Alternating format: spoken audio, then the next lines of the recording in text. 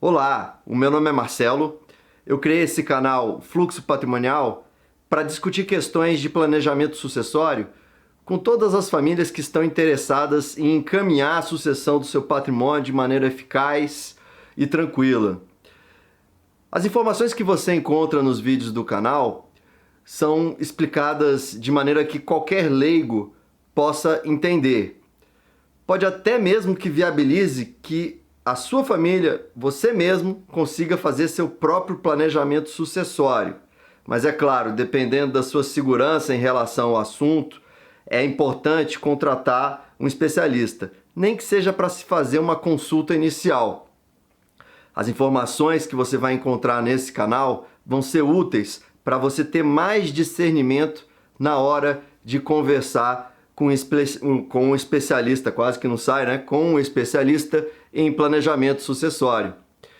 Nesse vídeo, especificamente, nós vamos tratar de uma questão que traz à tona uma preocupação de muitos pais, que é a respeito da maturidade dos filhos em relação à administração do patrimônio que vai ser herdado lá na frente. Muitos pais se preocupam se os filhos, depois de tomarem, né, posse ou a propriedade dos imóveis, para dar um exemplo, né, dos bens imóveis que pertencem à família, eles vão fazer com que esses bens sejam alienados a um preço que não seja o mais justo, por um preço inoportuno, digamos assim, e apenas com o objetivo de fazer dinheiro para gastar com alguns prazeres da vida. Muitos pais demonstram a preocupação de que os filhos possam matar as galinhas dos ovos de ouro e assim esvaziar o patrimônio da família. E é claro, isso pode se dar por meio da mera alienação do bem imóvel, por meio de uma compra e venda a um preço que não seria compatível com o do mercado. Também pode ser que essa diminuição do patrimônio da família possa ocorrer por meio de um casamento, por incrível que pareça. Sim, naqueles casos que nós temos um casamento em que as regras da comunhão universal vão se aplicar, o patrimônio se comunica ao outro cônjuge, então, de um certo ponto de vista, há uma diminuição do patrimônio daquele filho que foi beneficiado por uma herança. Ou então até mesmo, se o herdeiro quiser manter os bens na sua propriedade, mas ainda assim contrair dívidas para financiar determinadas outros bens, carros, vou até levar ao nível, lancha, outros bens aí que sejam voluptuosos, é possível que isso acenda uma certa preocupação entre os pais. E aí, por quê? Porque justamente ao lastrear um bem, por exemplo, imóvel, a uma dívida que vai sustentar algum vício de consumo que os pais se preocupam que os filhos tenham, existe aí uma diminuição do patrimônio depois com uma execução futura dessa dívida por conta do filho não conseguir honrar com as parcelas do pagamento dessa dívida. Então, no planejamento sucessório é muito comum que os pais se perguntem: será que eu consigo fazer a gestão do patrimônio do meu filho, como está colocado aqui na pergunta desse vídeo, depois de morrer? Será que eu consigo fazer isso depois de morrer? Bem, é claro que é uma pergunta retórica, porque os mortos obviamente não vão conseguir dar as instruções aqui aos vivos, mas se em vida essas instruções foram dadas, pode ser que a disposição de vontade essa que vai ser póstuma, vai se aplicar ao patrimônio que foi herdado, certo? Nós temos algumas cláusulas que podem ser inseridas no bojo de um planejamento, que se sirva, por exemplo, de uma doação ou de um testamento, ou até mesmo de uma holding familiar que acaba, digamos assim, travando a capacidade do herdeiro em dispor desses bens. Agora, é importante destacar dois aspectos.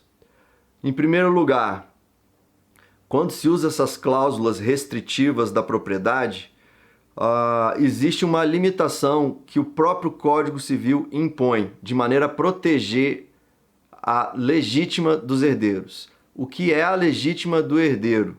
No nosso ordenamento, aqui no Brasil, os herdeiros legítimos normalmente são os filhos, que são categorizados como herdeiros legítimos, o cônjuge também, mas isso é assunto para outro vídeo, tá? Eles têm o direito de herdar, independentemente da vontade do matriarca ou da matriarca ou do patriarca. Essa é a legítima. Como é que se mede a legítima? É a metade do patrimônio.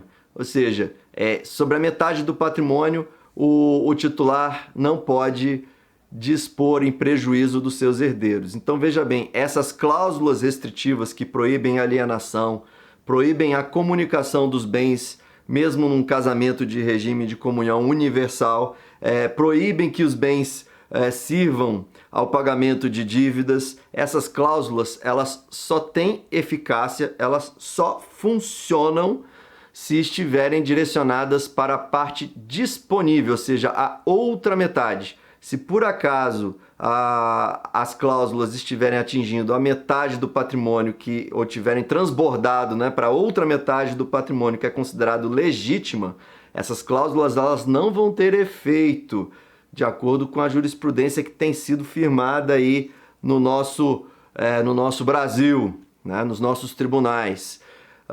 Então, é importante ter em mente isso, que essas cláusulas restritivas podem criar um certo obstáculo, tá? A depender do instrumento que é utilizado, né?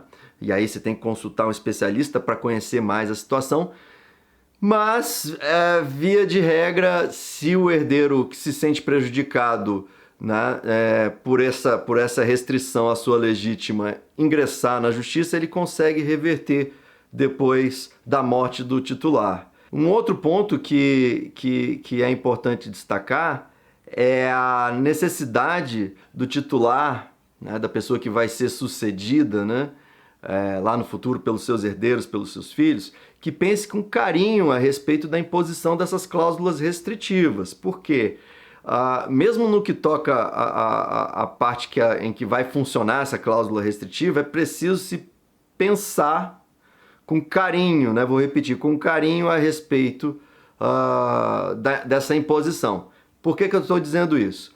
Quando se insere essa cláusula de proibição de alienação, proibição de comunicação, proibição de penhora, né, dos bens, essas cláusulas elas têm uma eficácia, caso o titular não tenha disposto de maneira diferente, eles vão ter eficácia por toda a vida do herdeiro. Imagina que isso vai causar uma série de dores de cabeça ao herdeiro, principalmente depois de passado um longo período de tempo, né? Se houver uma oportunidade de venda de um bem imóvel, que é muito comum você ter uma valorização ao longo do tempo em razão da inflação ou até mesmo em razão da valorização do local em que se encontra aquele imóvel, o herdeiro pode perder oportunidades muito boas de venda do imóvel e assim agregar ao patrimônio da família, né? Ao mesmo tempo, pode ser que o herdeiro, por conta, né, de reveses da vida, né, azar, venha a precisar realmente do dinheiro por motivos legítimos. E isso acaba travando, né? Fica travando a capacidade do herdeiro em usar o seu próprio patrimônio em seu benefício, no benefício da família. E por isso eu digo, toda vez que vai se pensar a respeito dessas cláusulas, é importante discutir com um especialista ou você mesmo, né, no seio da sua família, se é realmente proveitável, se realmente vai ter algum proveito esse tipo de cláusula para a sua descendência.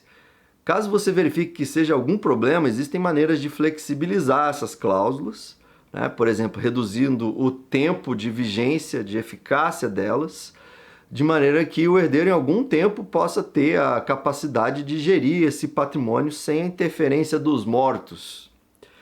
Tá bom? Então, o recado que eu queria dar nesse vídeo, acho que dei, não sei se criei mais dúvidas do que certezas. Se por acaso eu criei dúvidas, deixe a sua pergunta aqui embaixo que eu vou ter um prazer enorme em responder. Se esse conteúdo foi útil para você, claro, dá aí um like para nós, dá uma esmagada no botão de gostar.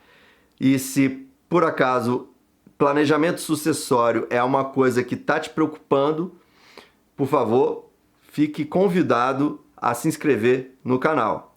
Eu fico por aqui e até uma próxima!